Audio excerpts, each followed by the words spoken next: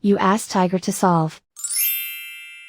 This deals with linear equations with one unknown. The final result is x equals 15.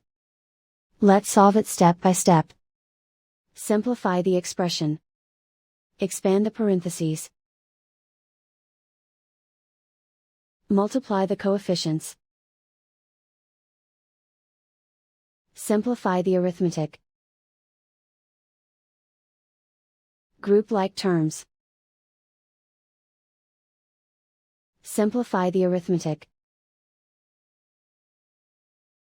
Group all constants on the right side of the equation. Add 3 to both sides. Simplify the arithmetic.